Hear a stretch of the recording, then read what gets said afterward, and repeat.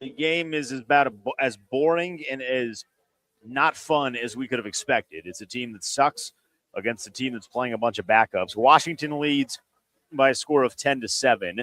So if you are the, hey, let's win it, whatever the cost, who cares about draft position, you're feeling good. That Tanner McGee interception to Jeremy Reeves, as far as those that are concerned with draft compensation, that one sucked a little bit.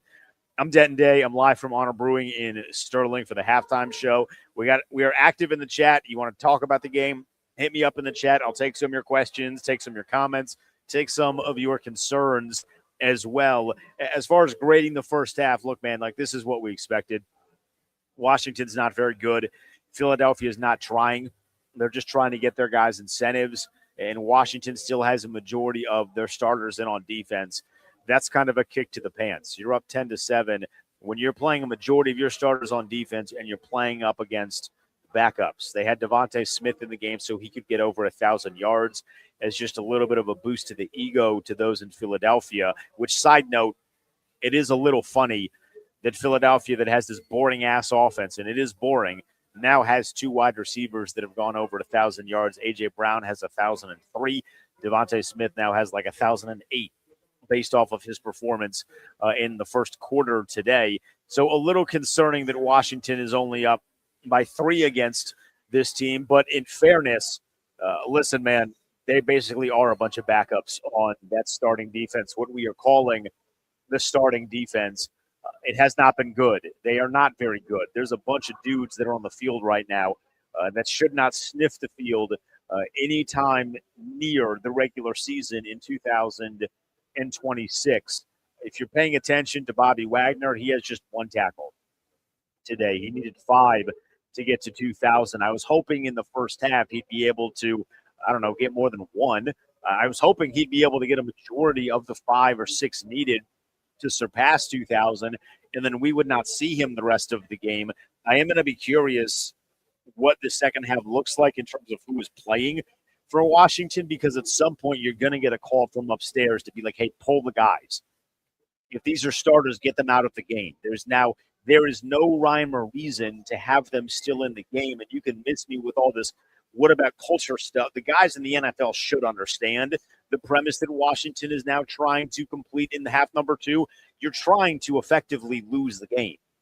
You are trying to get the best draft compensation that you can possibly get. If they lose, the worst they would be picking at is number 5 overall, with help from the Cardinals and theoretically the Jets, but I'm not on the crack. I'm not about to sit here and be like, yeah, the Jets are going to beat the Bills. They're not. The Jets suck. They're awful. But with a little bit of help from the Cardinals, Washington could potentially get up to 4th overall in the NFL draft. So with that said, I don't want to see any of the guys on defense anymore. Like, pull all of them. If you have a backup at a position, that backup should be playing in the second half. At the very least, maybe you see something on tape. Like Jordan McGee is a good example. He's played pretty well so far. Is he perfect? No, but he's played pretty well so far. You've seen a little bit of the speed from Jordan McGee, and I can say the exact same thing on the offensive side. I don't know why Sam Hartman is not playing. There is no rhyme or reason for Sam Hartman to not be playing. Like, Josh Johnson's a fun story, man, because he's been around the league for a long time. That dude is pushing 40 years old. Why on God's green earth is he playing right now? At least put the young kid in there just to see if he can do it at the NFL level. You're paying him to do so, and instead they make him the emergency third quarterback. It's complete nonsense. Terry's played well. I don't want to see him in the second half. Debo's played well. I don't want to see him in the second half.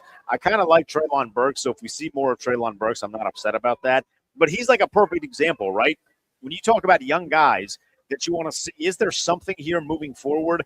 Treylon Burks is a great example of that, because from what I've seen from him in a very small sample size over the last 7 or 8 weeks here in D.C., I've seen enough to be like, hey, I kind of like what I see from him. I'd like to see him more, maybe in an extended role with a full training camp this offseason, learning the offense. However, that offense is going to look, whoever the offensive coordinator is going to be. More on that in a second. But Treylon Burks is a guy that I want to see put in some positions in the second half to see if he can do something.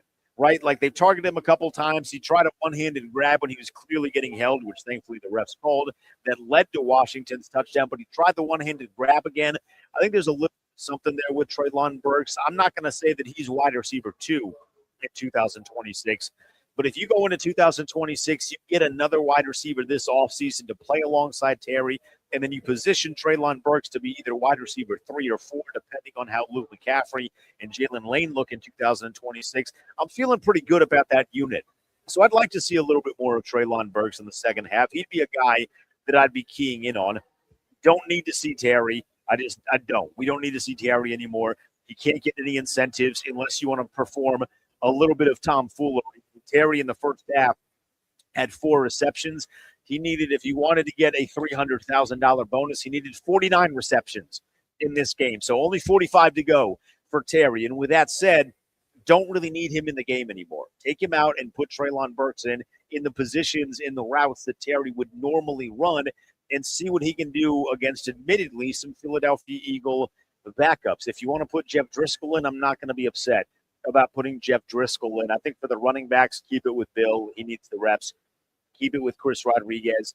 He could use the reps. But as far as the guys that are getting paid an exorbitant amount of money, there's not really a need to see them in half number 2. There's just not. Like, Bobby should only be on the field on defense to get to 2,000 career tackles. And then once he gets to 2,000 career tackles, get him out of the football game. And I have no issue with keeping him in to get to 2,000 tackles. That's a very rare accomplishment that not many people in NFL history have ever been able to reach. And then on top of that, could Bobby come back? I'd say yes.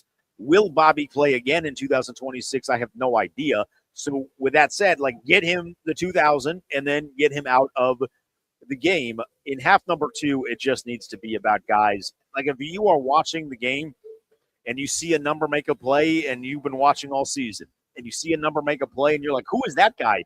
Who cares? It's good. We want to see those kind of players making plays and making receptions and making tackles and making stops in the second half. This should now be about losing for Washington. It's not loser mentality. It's intelligence. There's nothing to be gained from beating Philadelphia other than some fake sense of pride. You're not really spoiling much for them. They've already decided they don't really care about the game.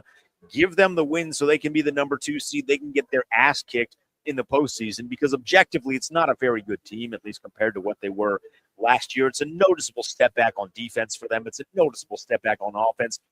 Give them the win so they can parade the number 2 seed and get smacked around sideways in the first game of the postseason, and then give yourself an opportunity to get a better draft pick. It's very clear in watching, and as we've watched the last, 10 weeks of the season, since most of the guys, Dorrance and Dietrich Wise and all these other guys went down, they don't have a game record. Even when Dorrance Armstrong and Dietrich Wise were healthy, those aren't game records. Dorrance Armstrong had a really great start to the season, and statistically, he was on a very, very crazy trajectory, but you knew that was not going to withstand over the course of a 17-game season. He's not a game wrecker. He's a good player. He'd be nice to be opposite of a game wrecker. He had success in that role in Dallas when he was opposite of Micah Parsons, but you should be working to get a better draft pick. And here's the thing. If you get the 5th overall pick, you are just about guaranteed one of either Arvell Reese, Reuben Bain, David Bailey, Caleb Downs, or Jeremiah Love.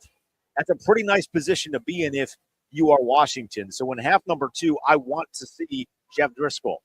I want to see Treylon Burks at wide receiver 1. I want to see the guys that are the backups. I want to see more Ben Sinnott targets, not for some sort of development thing, but because there's no other options out there for Josh Johnson to throw to. I will give you some numbers of the first half, and if you're just joining us here on the Halftime Show on 106.7 The Fan and the Team 980, Washington leads Philadelphia by a score of 10-7.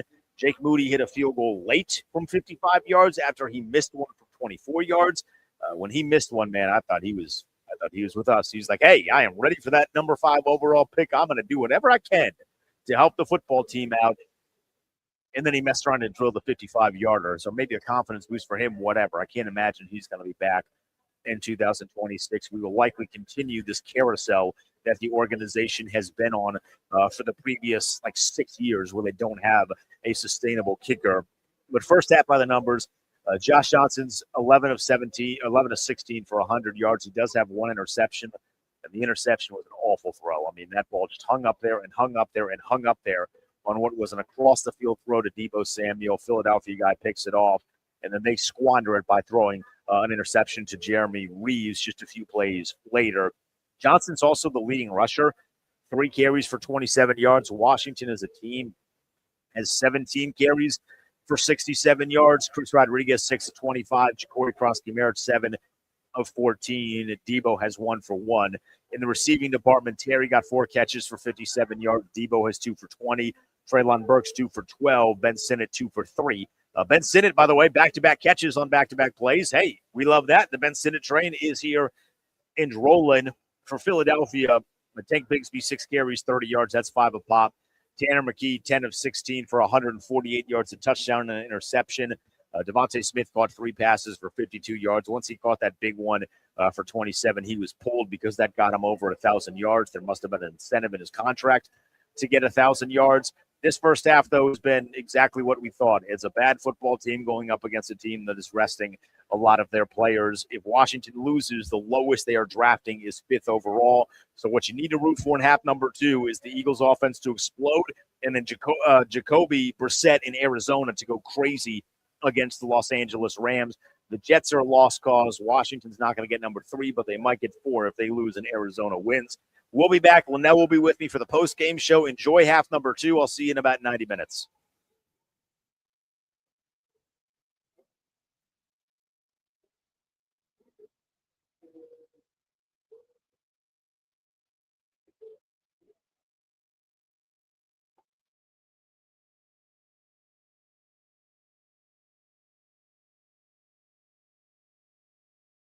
Hey guys, thanks for watching the Skate Podcast. If you want to see more of our videos, visit our playlist.